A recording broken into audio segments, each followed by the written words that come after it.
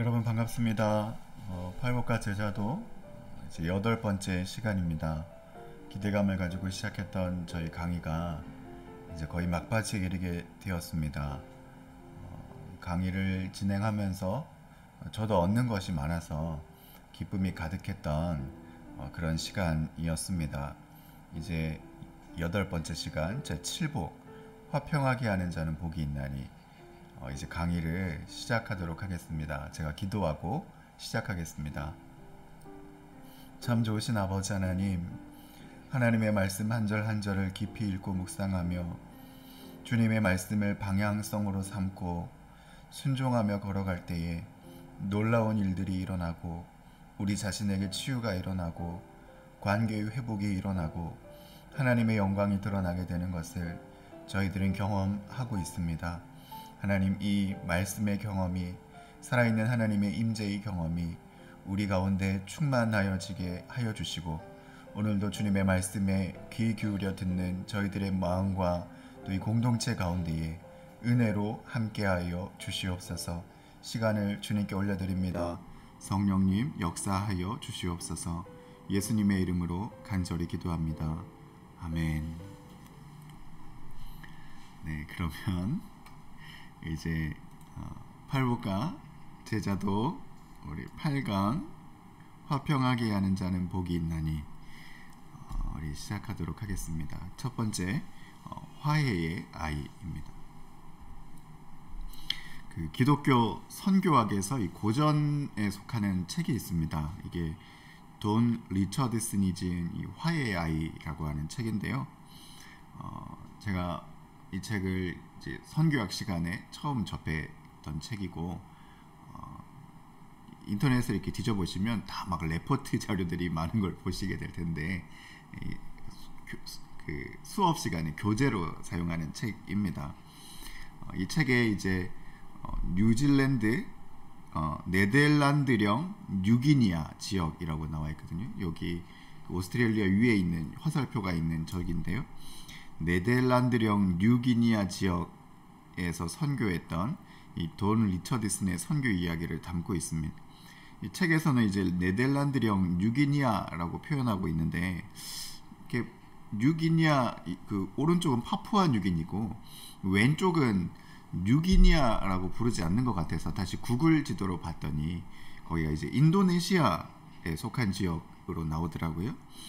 그래서 이 지역 서반부, 뉴기니아 서반부에 위치한 이 지역에 이제 당시 약 400개의 부족들이 있었는데, 이들 나름대로 고유한 세계관, 전설, 그리고 자신들만의 세계관을 구축하며 지내고 있었죠. 이 중에서도 해남인인 사위족, 이 사위족이 이 책의 중심 내용입니다. 이 사위족은요, 식인 부족입니다. 사람의 인육을 먹고 그리고 이 해골을 자랑처럼 걸치고 다니는 그런 부족입니다.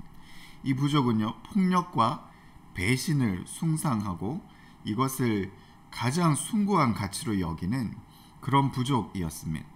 이 부족의 핵심 가치를 담은 표현으로서 투위 아소나이만이라고 하는 표현이 있는데요. 이 말은 돼지를 살찌우다 라고 하는 표현입니다. 사람이 돼지를 잡아먹기 위해 살을 계속 찌우다가 어느 한순간 잡아먹는 것처럼 이들의 가장 영웅적인 행위, 이들에게 있어 가장 가슴 설레는 숭고한 행위가 배신인데요. 누군가를 배신하는 것인데, 그저 그냥 배신해서 죽이는 것이 아니라 가장 간교하게 상대가 전혀 예상치 못했을 때 그를 죽일 수 있도록 계속해서 끊임없는 우정을 베풀어 주는 겁니다. 이거를 우정으로 살찌우다, 투이아소나이만이라고 부르거든요. 그래서 이제 그러다가 전혀 예상치 못했을 때 그를 죽이고 인육을 먹고 광란의 축제를 벌이는 것이죠. 그래서 이러한 배신과 갈등, 그 부족 간의 시기심이 이 전체 부족 안에 가득했습니다. 그러다 어느 날 이제 뚜안족이라고 불리우는 선교사 일행들이 찾아왔죠.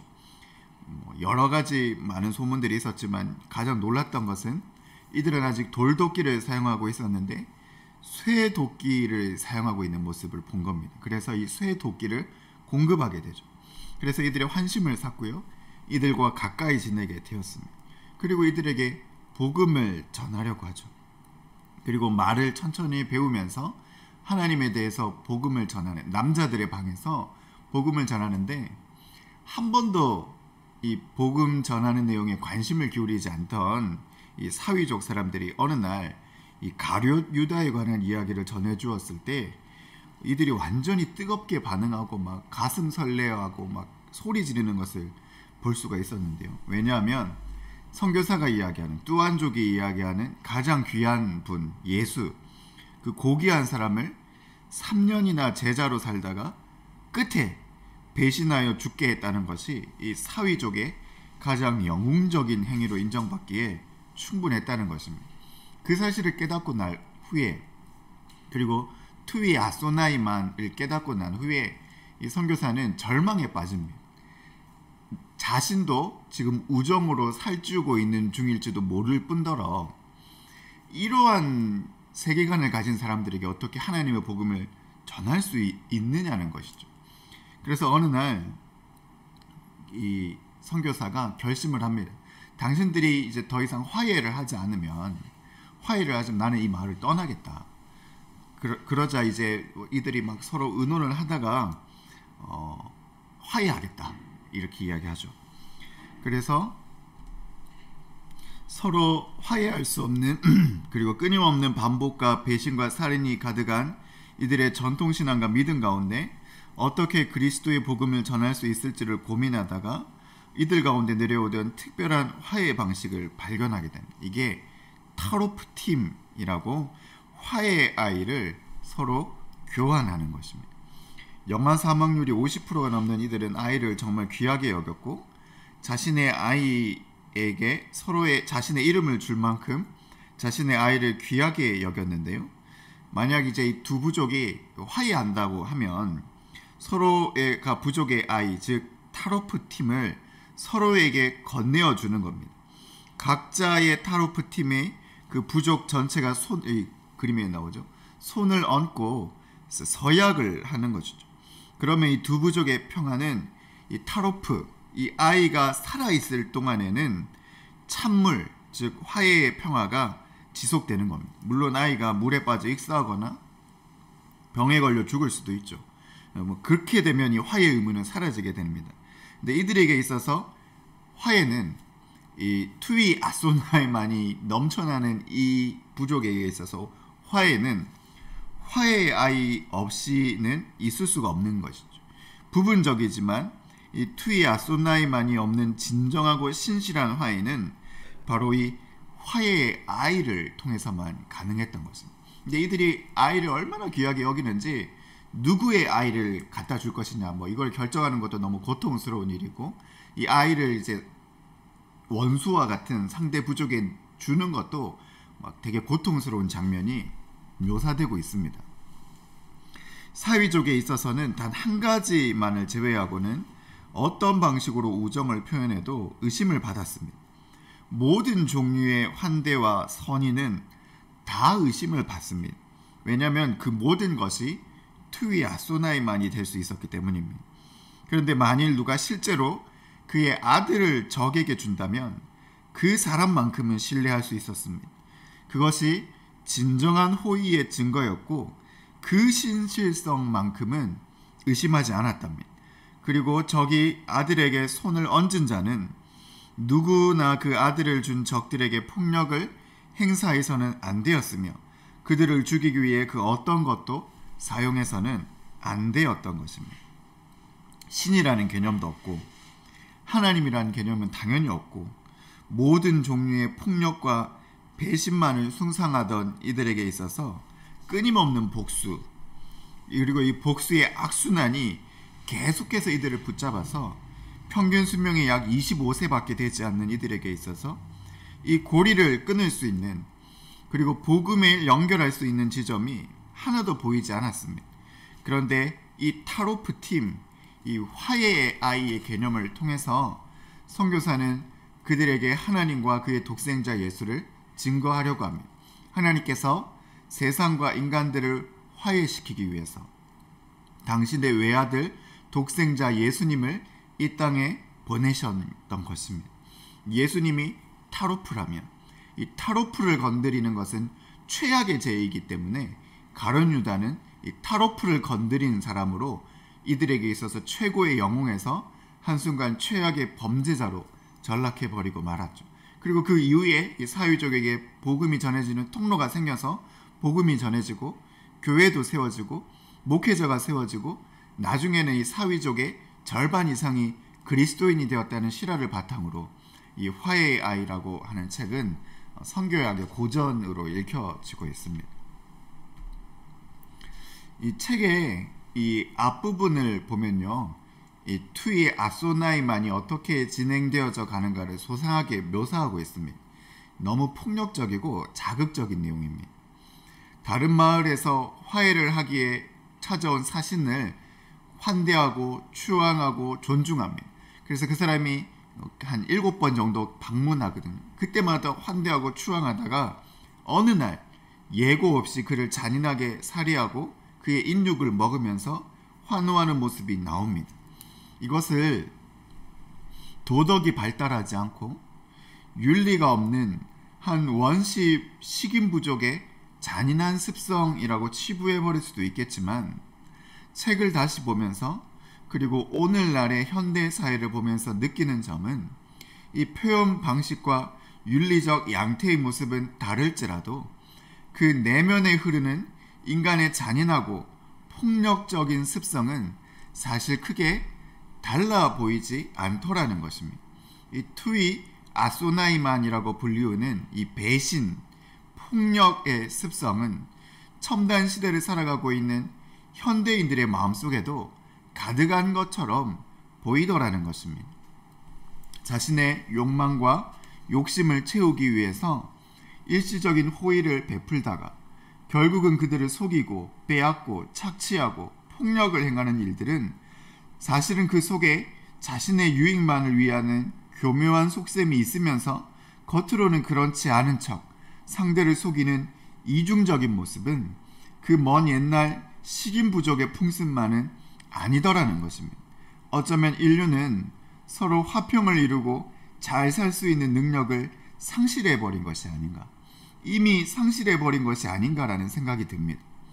모든 생각과 행동에서 자신의 유익이 모든 것의 본의를 이루고 살아가는 이 이기적인 습성 아래서 인간은 평화를 누리고 화평을 이루며 살아가는 삶의 능력을 상실해버린 것처럼 여겨진다는 것입니다.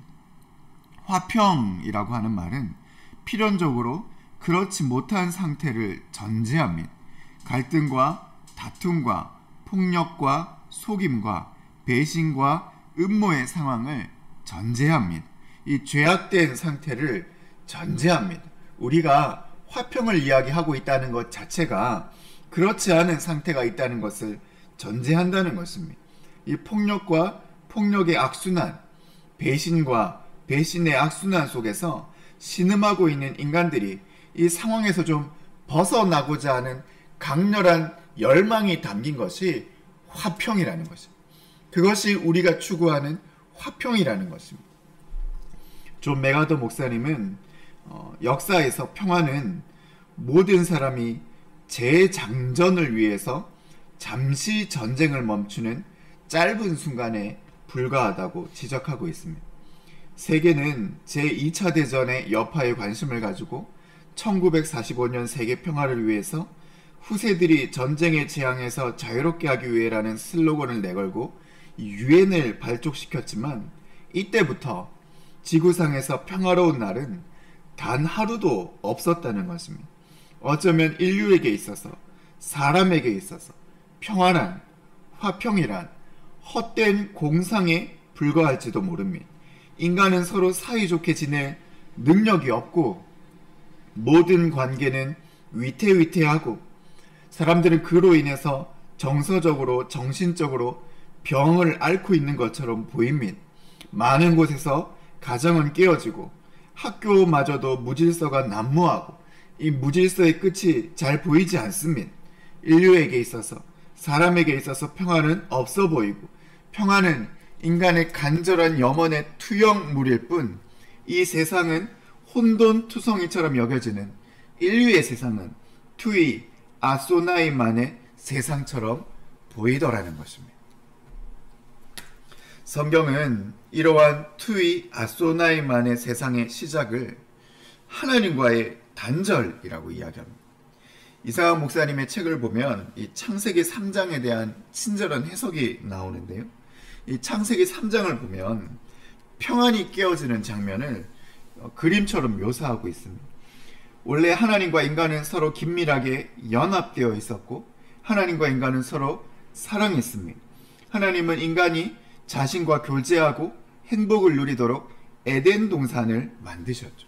성경의 시작은 에덴 동산, 즉 평화였습니다. 하나님과 아담과 함께 거닐고 대화도 하고 깊은 사랑의 교제를 나누었죠. 그 안에 진정한 화평과 평화가 있었습니다. 그런데 원수가 여기에 틈을 타고 들어와서 하나님의 말씀에 의심을 집어넣습니다. 먹지 말라고 명하신 선악과를 먹은 후에 죄가 세상에 들어옵니다. 그리고 이 죄가 연쇄 반응을 일으킵니다. 먼저 하나님이 찾으시니 피해서 숨어버립니다. 하나님과의 평안이 깨져버렸습니다. 둘째, 자기가 벗은 몸을 보고 수치심을 느껴 몸을 가립니다. 자신을 있는 그대로 수용할 수 없었고 사랑할 수 없었던 것입니다. 스스로를 미워하고 자신의 인생을 원망합니다. 자신과의 평안도 깨져버린 것입니다. 셋째, 남자와 여자 사이의 화평이 깨졌습니다. 아담은 하와에게 자신의 책임을 떠넘기고 하와도 그리합니다. 사람과의 평안이 깨진 것입니다. 넷째, 하나님은 아담과 하와에게 벌을 주시며 땅은 엉겅퀴를 내고 땀을 흘려 노동해야 음식을 먹을 것이다 말씀하십니다. 자연과의 관계도 깨져버린 것입니다. 이후에는 가인이 아벨을 질투하여 인류의 첫 살인이 일어나는 비극으로 이어지게 되는 것입니다. 여기에서 하나님과의 관계 단절에서 죄로부터 모든 화평이 깨어져 버리는 연쇄작용이 일어났다는 것입니다.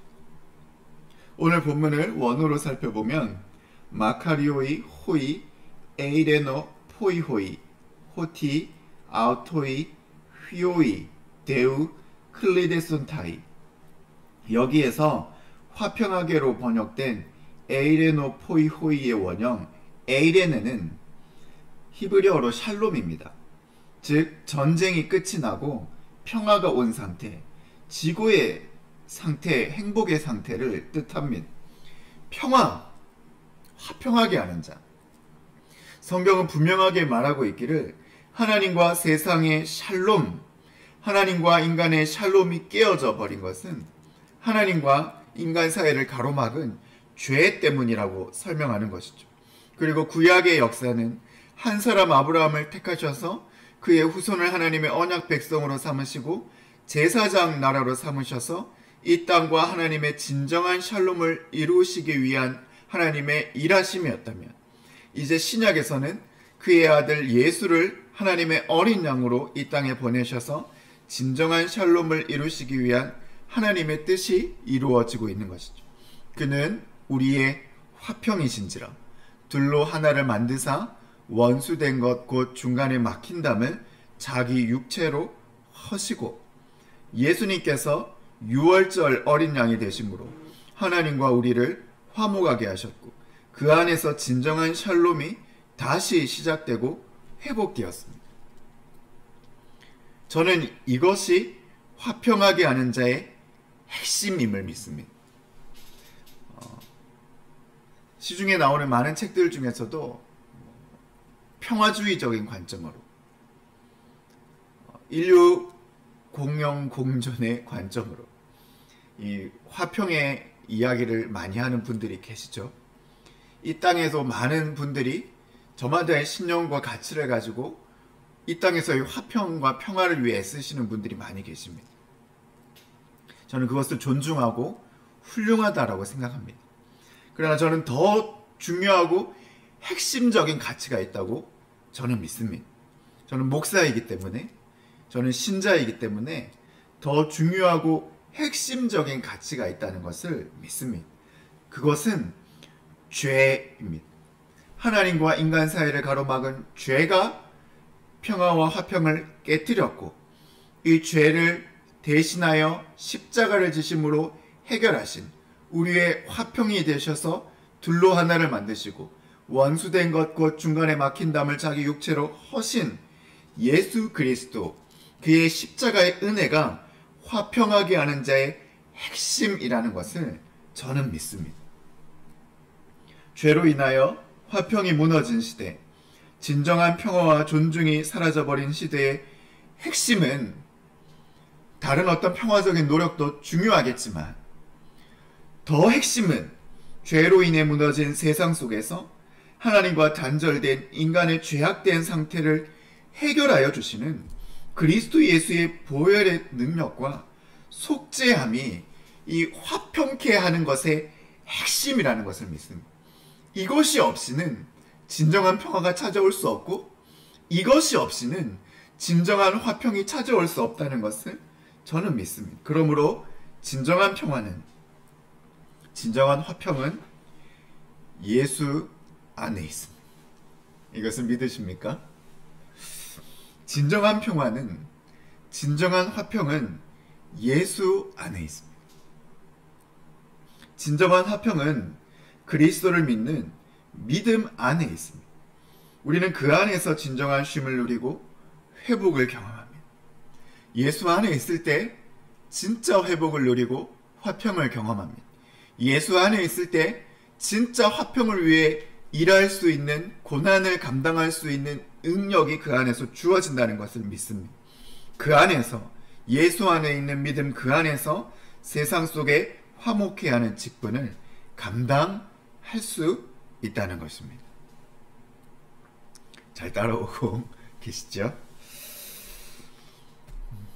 거짓 평화 그리고 참된 평화. 그래서 평화에서도요, 진짜 평화가 있고 그렇지 않은 평화, 왜곡된 평화가 있다는 것입니다. 존 맥아더 목사님에 따르면 어떤 사람들은 평화를 단순히 싸움이 없는 것, 갈등이 없는 것으로 정의하기도 하지만 이것은 대단히 제한적이고 협소한 정의일 뿐이라는 것입니다. 평화는 무언가의 부재가 아니라는 것, 싸움이 없는 것만을 이야기하는 게 아니고 갈등이 없는, 소위 난 평화주의자야, 평화주의자이라고 하면 그래서 싸우는 걸 싫어해. 싸우는 걸 싫어하기 때문에 잘못된 것도 덮고, 싸우는 걸 싫어하기 때문에 상대의 불의도 눈 감고, 내 죄악도 눈 감고, 단순히 덮어놓고 싸움이 없고 갈등이 없게 만드는 것, 이걸 평화주의자라고 이야기할 수 있는가? 그렇지 않다는 것이죠. 평화는 무언가의 부재를 뛰어넘는 것이고, 그것은 바른 관계를 낳는 의의 현존, 즉 부재가 아닌 실제가 된다는 것입니다. 평화는 단순히 전쟁을 그치는 것도 아니고 그저 상황을 진정시키는 것도 아닙니다. 더군다나 악을 덮고 넘어가서 일시적인 갈등을 해소해서 문제를 회피하는 것도 진짜 평화가 아닙니다. 진정한 평화는 문제를 피하는 것이 아니라 문제를 정복합니다. 죄를 피하는 것이 아니라 죄와 싸워, 악과 싸워 이기는 것이 평화입니다. 그리스도인은 모든 것을 다 희생해서, 그리스도인의 가치와 의와 진실과 진리와 이 모든 것을 다 희생해서 평화를 사랑하고 추구하는 것이 아닙니다. 그것은 거짓된 평화입니다. 평화라고 부를 가치도 없는 것입니다. 성경 야고보서 3장 17절을 보시면요, 위로부터 난 지혜는 첫째 성결하고 다음에 화평하고 관용하고 양순하며 긍휼과 선한 열매가 가득하고 편견과 거짓이 없는, 첫째 성결하고라는 말에 주목해야 합니다. 화평은 의를 희생하여 구하게 되는 것이 아니라는 것입니다. 평화란 모든 불필요한 분쟁의 계기를 피해야 되는 것과 동시에 진리를 희생하거나 원칙을 양보하거나 의무를 저버려서는 안 된다는 것입니다. 그러므로 평화는 단순히 갈등을 피하고 싸움을 피하는 것이 아니라 평화와 샬롬 자체가 하나님으로부터 나오는 것이기 때문에 그 가운데 그와 나의 관계 가운데 혹은 공동체 가운데 갈등과 평화가 있다면 단순히 갈등과 평화를 없애기 위해서 덮어놓는 것이 아니라 그 가운데 진정한 하나님의 평화와 통치가 임하도록 진정한 하나님의 다스리심이 임하도록 애쓰는 것입니다. 성경을 보면요. 평화가 없는데 죄악이 가득한데 악도감이 가득한데 그저 사람들의 인기를 얻기 위해서 자신들의 자리를 유지하기 위해서 평화를 외치는 거짓 선지자들이 많이 등장하죠. 그리고 그건 진짜 평화가 아닙니다. 거짓 평화일 뿐이죠. 진정한 평화는 하나님과 우리 사이에서도 진정한 평화는 무엇입니까? 죄가 해결된 겁니다. 우리가 회개하고 돌아올 때 진정한 평화가 있는 겁니다. 죄는 그대로 있는데 괜찮다 이야기하는 것은 첫 번째로 하나님과도 화목하지 못하는 것이죠. 하나님의 다스리심이 이어지기 위해서는 죄가 다스려져야 되는 겁니다. 사람과의 관계에서도 마찬가지입니다. 지금 이 사람이 극도로 잘못을 했는데 자신의 죄와 잘못을 인정하지도 않는데 어떻게 평화를 할 수 있습니까? 이가 잘못을 인정하고 회개하고 돌이켜야만 평화가 일어날 수 있는 것이죠. 그래서 평화를 추구한다는 것은 이에게 찾아가 당신의 잘못과 당신의 죄를 회개하십시오. 돌이키십시오라고 하는 고통을 수반해야 된다는 것입니다. 그래서 하나님이 다스리심이 임하도록 진정한 평화를 이루어내는 일에는 고통과 고난이 다르게 마련이라는 것입니다. 진정한 평화는 하나님과의 바른 관계, 샬롬 안에서만 일어나기 때문에 이 진정한 평화를 이루기 위해서는 고통과 고난이 따르게 마련이라는 것입니다. 존 스토트에 따르면 고통을 통해 화평을 얻는 예가 많이 있습니다. 우리 자신이 스스로가 다툼에 휘말릴 때 우리는 상처를 입은 사람들에게 사과하는 고통, 혹은 우리에게 상처를 준 사람에게 경고해야 하는 고통이 있습니다. 당신 나에게 잘못했습니다. 당신 저에게 그렇게 하시면 안 됩니다. 라고 이야기하는 것도 평화를 위한 노력이라는 것이죠. 그 사람이 내게 잘못했는데 주님이 화평케 한다라고 하셨기 때문에 덮고 넘어가야지. 이건 아니라는 겁니다. 그래서는 안 됩니다. 화평케 하기 위해서는 온유함으로, 그리고 사랑하는 마음으로, 긍휼히 여기는 마음으로 당신은 그렇게 하시면 안 됩니다. 다른 사람에게, 특별히 저에게도 그렇게 하시면 안 됩니다. 돌이키고 회개할 수 있는 기회를 열어주어야지 그냥 덮는 것이 화평케 하는 기회가 아니라는 거예요. 근데 그게 때로는 우리의 부담이 되죠. 그게 부담이 될 수 있습니다. 하지만 상처를 준 사람에게 경고해야 하는 고통이 있을 것입니다. 때로는 죄를 지은 사람이 회개하기까지 그 사람에 대한 용서를 거부해야 하는 괴로운 고통이 있을 것입니다. 물론 값싼 화평은 값싼 용서를 살 수 있습니다. 하지만 참된 화평과 참된 용서는 희생을 요하는 보물입니다. 하나님은 우리가 회개할 때 우리를 용서하십니다. 어떤 상처를 받았을 때 상대방이 그것을 인정하지도 유감으로 생각하지도 않는데 어떻게 그것을 용서할 수 있겠습니까? 또는 우리는 개인적으로 어떤 논쟁에 휘말리지는 않았지만 서로 사이가 나빠지고 불화하는 두 사람이나 집단을 화해시키려 애쓰는 경우도 있을 수 있습니다. 이 경우에는 들어주는 고통, 편견을 제거하는 고통, 서로 반대되는 경계를 둘 다 이해하고 공감하려는 고통, 오해나 배은망덕 혹은 실패 위험을 감수하는 고통이 있을 것입니다. 그래서 참된 평화에는 고난이 따른다는 겁니다. 용기가 필요하다는 것입니다. 그래서 그 고통을 감수하는 그 용기는 어디에서 나오는가? 그것은 앞선 우리 팔복의 상태들, 그리고 하나님과의 바른 관계 속에서 일어난다는 것입니다. 계속하겠습니다. 하나님과 단절된 그 엄청난 간극은 도저히 메울 수 있는 것이 아니었습니다. 그것은 사람이 할 수 있는 것이 아닌 하나님께서 베풀어 주시는 오직 은혜로만, 십자가의 은혜로만 가능한 것이었습니다. 그리고 그것은 독생자의 십자가라는 엄청난 희생이 필요하였습니다. 이것은 일상을 살아가는 우리에게도 마찬가지입니다. 진정한 평화를 지켜내는 힘, 진정한 화평을 이끌어내는 것은 고통과 용기가 필요합니다. 그러기에 쉽지 않은 길이고 그러기에 특별한 소명을 필요로 합니다. 하나님께서는 이러한 소명, 화평케 하는 자의 소명이 우리 그리스도인 모두에게 있다고 하십니다. 그리스도인의 정체성이 바로 이렇게 화평케 하는 자가 되어야 한다는 것입니다. 우리가 지난 마음이 청결한 자를 통해서 소명에 관해서 나누어 보았습니다. 화평케 하는 일은 용기가 필요한 일이고 고난이 뒤따르는 일입니다. 그러므로 화평케 하는 자의 직분을 감당하기 위해서는 우리에게 소명이 필요합니다. 하나님은 믿는 우리 모두에게 이 소명을 주신 것입니다. 화목하게 하는 자의 직분. 사도 바울은 고린도 교회에 보낸 첫 번째 편지에서 이렇게 권면합니다. 모든 것이 하나님께로서 났으며 그가 그리스도로 말미암아 우리를 자기와 화목하게 하시고 또한 우리에게 화목하게 하는 직분을 주셨으니 곧 하나님께서 그리스도 안에 계시사 세상을 자기와 화목하게 하시며 그들의 죄를 그들에게 돌리지 아니하시고 화목하게 하는 말씀을 우리에게 부탁하셨느니 그러므로 우리가 그리스도를 대신하여 사신이 되어 하나님이 우리를 권면하시는 것 같이 그리스도를 대신하여 간청하노니 너희는 하나님과 화목하라.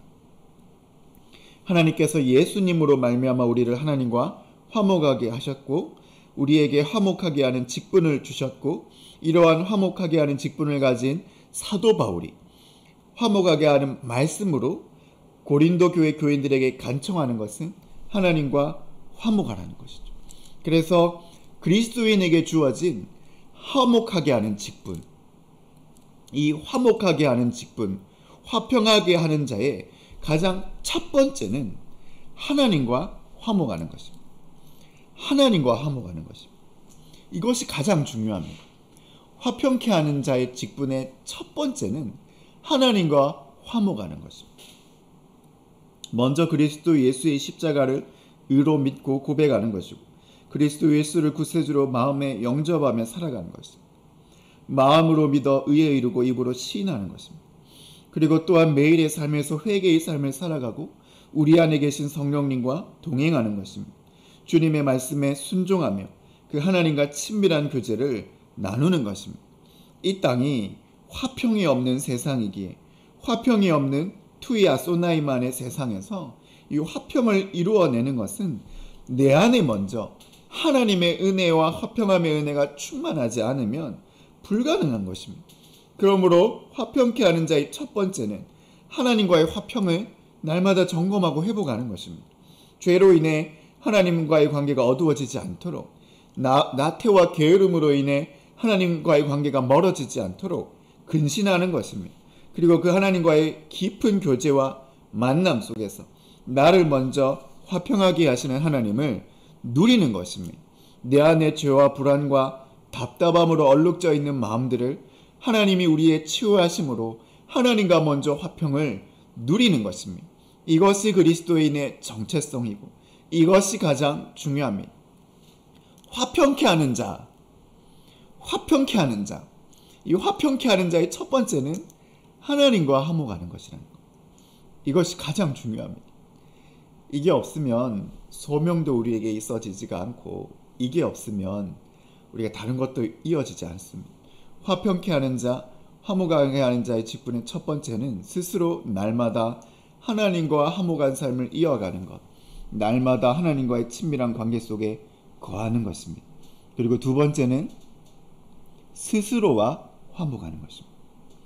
이것은 첫 번째 즉 하나님과의 화목이 회복되지 않으면 일어날 수 없는 것입니다. 달리 말하면 하나님과의 관계 단절이 일어날 때 우리는 자신과도 불화하게 됩니다. 나 스스로를 비하하고 스스로를 인정하지 않습니다. 나 자신을 하나님께 사랑받는 존재라는 이 강철과 같은 확신이 일어나지 않을 때 우리는 앞서 온유할 수도 없고 또 화평케 하는 직분을 감당할 수도 없습니다. 내 안에 있는 상처와 아픔은 계속해서 타인과 세상을 향한 분노와 원망으로 이어지게 만드는 거죠.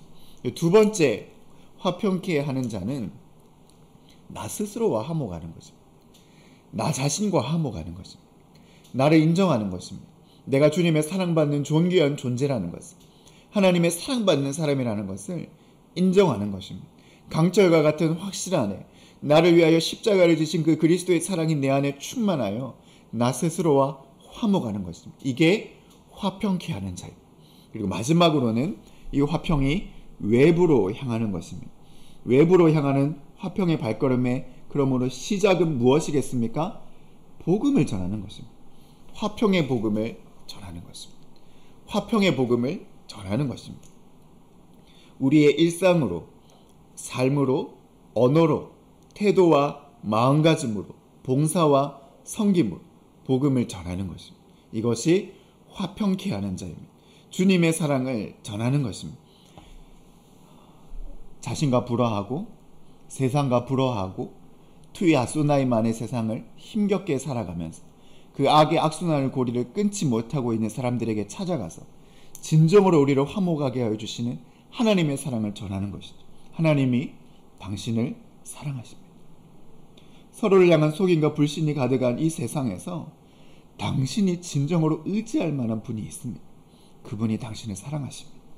이렇게 하나님의 복음을 전하는 것이 화평케 하는 삶의 시작이 되는 것입니다. 이제 화평케 하는 자의 소명입니다. 우리는 이제 이 8복의 복 중에서 7복에 이르게 되었습니다. 1에서 4복까지가 나 자신을 지탱하는 내면의 힘을 가져오는 복이었다면 우린 5번째 복에서 이 복이 상대와 이웃을 향하게 되었고 6번째 복에서 소명, 즉 하나님 나라를 살아가는 정체성이 되는 것을 살펴봤습니다. 이제 오늘 이 7복에서는 이 복이 외부로 이제 향하게 됩니다. 물론 이 화평하게 하는 자가 반드시 외부적인 것만은 아니라는 것은 잘 알고 있죠. 이 화평케 하는 자는 앞선 복들과 유기적으로 긴밀하게 엮여 있는 것입니다. 그러나 이 화평하게 되는 자의 복은 결국은 외부로 향합니다. 나의 지경을 넘어 타인에게로, 사회로 이르게 됩니다. 이것이 화평이신 하나님을 믿는 그리스도인의 정체성이고 소명이기도 한 것입니다.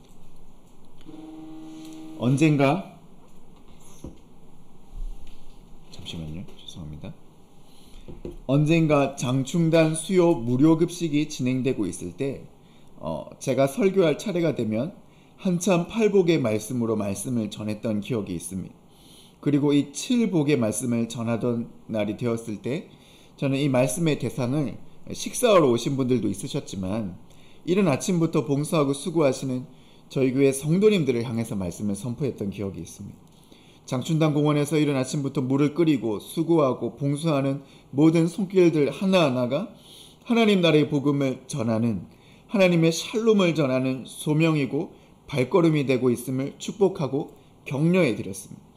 화평이신 하나님을 믿어 그의 은혜로 구원함을 받아 하나님과 화목하게 된 우리는 이제 이 화평하게 하는 자로서의 정체성이 있습니다. 그리고 이 정체성은 지난 7복까지의 깊은 영적인 단계를 거쳐 이제 외부로 향하게 됩니다. 그리고 이것은 소명으로 열매를 맺게 되는 것이죠. 이 소명은 다양한 삶의 자리만큼이나 다양할 것입니다. 저와 고등학교를 같이 보내었던 친구가요, 여자인데 남편은 굿네이버스에서 근무하고 본인은 임상심리 전문가로 일했던 친구였습니다. 근데 올해 자신이 이 잠비아로 근무를 자청해서 떠났고 이제 이번 달에 본인과 두 딸도 이제 잠비아로 가게 됐습니다. 우리나라도 전염병으로 쉽지 않고 외국으로 나가는 게 쉽지 않은데 그보다 더 어려운 것이 있었던 것입니다. 이제 초등학생인 두 딸까지 한국에서 하던 공부를 다 마무리하고 잠비아로 간다는 것이 쉽지는 않은 결정이었을 겁니다. 그런데 그 친구가 그 길로 가는 게 화평케 하는 자로서의 그리스도인의 소명가 있다 있음을 저희들은 다 알 수 있었습니다. 그렇다고 이 소명이 꼭 외국에 나가거나 남들이 쉽게 할 수 없는 일을 하는 것에만 있다고 생각해서는 안 됩니다. 이것은 그리스도인의 삶의 태도와 정체성과 연관되어 있기 때문입니다. 특별히 이러한 소명은 나와 가장 가까이 있는 사람부터 시작되는 것입니다. 지금 내 옆에 있는 사람, 나와 함께하고 있는 사람과 화평과 평화를 이루어내는 것입니다. 이거 쉽지 않죠. 정말로 쉽지 않습니다. 내 옆에 있는 사람, 나와 가까이 있는 사람과 화평과 평화를 이루어내는 일은 정말로 쉽지 않습니다. 포기하기가 쉽죠. 그래서 뭐가 필요합니까? 소명이 필요합니다. 그래서 소명이 필요한 겁니다. 그래서 용기가 필요한 겁니다. 지금 내 옆에 있는 사람, 나와 함께 있는 사람과 화평과 평화를 이루어내는 것입니다. 그저 덮어놓고 순간의 모면을 의미하는 것이 아니라 그리스도인의 모든 가치를 희생하는 가짜 평화가 아니라 그가 진정으로 주님의 평화와 안식에 들어갈 수 있도록, 때로는 그가 자기 자신을 직면하고 회개할 수 있도록, 하나님과 진정한 화평과 화목에 들어갈 수 있도록 그를 위해 기도해주고 노력하고 애쓰는 것입니다. 이 쉽지 않은 일이죠. 때로는 불가능해 보이기도 합니다. 그래서 이게 소명이라니까요. 그래서 이게 소명입니다. 그래서 이게 힘든 일입니다. 용기가 필요한 일이죠. 근데 하나님께서는 이 화평케 하는 자가 복이 있다고 하셨던 것입니다. 또한 우리는 관계 속에서 우리 스스로가 하나님의 뜻과 어긋나는 불화와 갈등을 일으키는 자가 되지 않도록 주의를 기울여야 합니다. 사도 바울이 말한 바와 같이 할 수만 있으면 모든 사람과 더불어 화목하는 삶의 자세를 견지할 수 있어야 하는 것입니다. 이상한 목사님의 비움이라는 책은 오늘 7복의 마지막을 이렇게 마치고 있습니다. 우리는 나누어져 있는 사람들의 마음을 하나로 모으는 일에 부름을 받았다는 것을 꼭 기억하시기 바랍니다. 깨어진 관계를 이어주는 샬롬의 사람이 되십시오. 자기를 사랑하지 못해 발버둥치는 사람의 말을 들어주십시오. 그 영혼이 자기 자신과 화목하도록 하며 나아가 하나님과 화해케 하는 사람, 그가 바로 하나님의 자녀입니다. 서로 밟고 밟히며 이전 투구하는 세상 한복판에서 평화를 가져다주는 자, 평화의 사자로 쓰임받는 여러분이 되시기를 기도합니다. 그런 사람이 다 되실 수 있기를 바랍니다. 그런 소명을 품으실 수 있기를 어렵습니다. 어려워서 소명입니다. 그 소명을 다 품으실 수 있으시기를 바랍니다. 그들이 하나님의 아들이라 일컬음을 받을 것이며, 죄로 인해 망가지고 깨어져 버린 세상 속에는 우리가 감당할 수 없을 정도의 많은 깨어짐과 상처들이 있습니다. 그렇죠. 우리가 그거 어떻게 다 감당할 수 있겠습니까? 가끔 인터넷을 켜면요, 꼭 제가 화면을 켜면 그 광고가 뜹니다.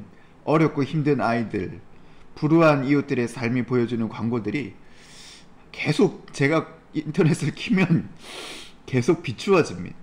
그러한 많은 사연들과 이야기를 듣고 나면 마음이 어렵고 때로는 무기력한 느낌에 빠지기도 합니다. 우리는 세상의 수많은 깨어짐을 다 감당할 수는 없습니다. 그렇죠? 그 깨어진 관계, 스스로 무너진 사람들을 모두 다 보듬을 수도 없습니다. 개인적인 원한, 상처 때문에 복수와 악이 반복되어지는 사회의 큰 소용돌이 속에서 하나님의 사람인, 하나님의 사람의 정체성을 지닌 나라는 존재는 어쩌면 무기력해 보이기도 합니다. 그러나 하나님께서는 이 화평케 하는 정체성을 가진 사람이 하나님의 아들이라는 일컬음을 받게 될 것이라고 말씀하십니다. 이것은 단순히 귀여운 자녀의 의미가 아니라 상속자의 의미입니다. 하나님의 양자됨의 상징이 바로 하나님의 구속함을 받은 사람의 정체성이 화평케 하는 자라는 것입니다. 화평케 하는 자는 하나님의 자녀의 정체성과 같습니다. 그들이 어디에 있건 그들은 하나님의 그 자리에서 하나님과 화목을 이루고 자신과 화목을 이루며 또한 이 화평케 함의 복을 타인에게로 흘려보내는 것입니다. 오늘날 세상에 깨어진 샬롬은 너무나 크게 보입니다. 이 세상은 투위 아소나인만의 세상처럼 여겨집니다. 이 상처와 아픔은 너무나 커서 누구도 감당할 수 없을 것처럼 보입니다. 그러므로 그들에게는 예수가 필요합니다. 그러므로 그들에게는 복음이 필요합니다. 이 땅에 진정한 샬롬을 이루시기 위해, 화평을 이루시기 위해 이 땅에 찾아오신 구주 예수 그리스도가 그들에게는 필요합니다. 그러므로 그 화평을 전하는, 복음을 전하는 우리들이 세상을 화평하게 하는 자요, 세상을 치유하게 하는 자입니다. 이 샬롬을 이루시기 위해 이 땅에 오신 예수님의 자녀된 우리들은 예수님을 따라 깨어져 버린 샬롬을 치유하는 자들입니다. 하나님의 샬롬은 하나님의 자녀들, 상속자들, 그 한 사람 한 사람으로부터 시작됩니다. 진정한 샬롬은 하나님의 은혜를 입은 바로 나 한 사람, 그리고 이 강의를 들으시는 여러분들을 통해 시작되는 것입니다.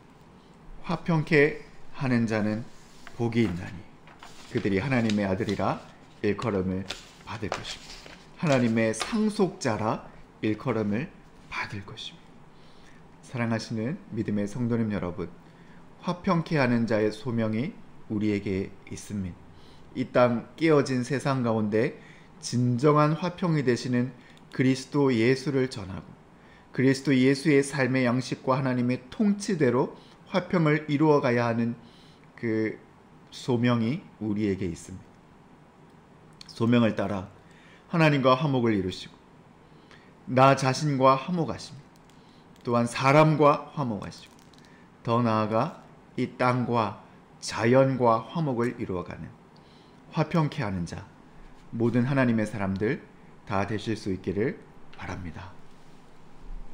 오늘 8강 제7복은 여기까지 하겠습니다. 우리 다음 주는 마지막 시간이네요. 우리 다음 주 마지막 시간까지 기대하는 마음으로 강의를 잘 준비할 수 있으면 잘 준비하겠습니다.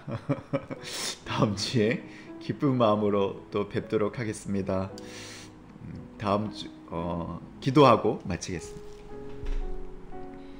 죄로 인해 하나님과 어긋나 하나님과 단절되어 사망에 이르게 된 저희들을 긍휼히 여기시고 하나님의 아들 독생자 예수로 말미암아 하나님과 화평을 이루게 하시는 살아계신 하나님 아버지, 하나님께서 허락하신 샬롬이 언제나 우리들의 마음에 흐르고 흘러서 늘 하나님과 화목을 이루게 하시고 나 자신과 화평을 이루게 하옵소서. 또한 우리에게 허락하신 주님의 평강이 이제는 우리의 지경을 넘어 타인을 향하게 하셔서 우리의 가정이, 우리의 이웃이, 우리의 직장이 하나님의 샬롬으로 채워질 수 있도록 주여 우리를 화평의 도구로 사용하여 주시옵소서. 저희들이 머무는 곳마다 하나님의 평강이 일어나고 깨지고 상한 갈등의 마음이 치유되며 스스로를 부정하던 자들이 자신을 껴안고 사랑하게 될 수 있도록 저희들을 화평의 도구로 사용하여 주시옵소서. 화평케 하는 자가 복이 있다고 말씀하시며 그들이 하나님의 아들이라 일컬음을 받으리라 말씀하신 주님, 오늘도 화평케 하는 자로 주어진 하루를 넉넉히 살게 하여 주옵소서. 우리 구주 예수님의 이름으로 기도드리옵나이다. 아멘. 화평케 하는 하나님의 자녀들 다 되실 수 있기를 바랍니다. 감사합니다. 우리 다음 주에 또 뵙도록 하겠습니다. 감사합니다.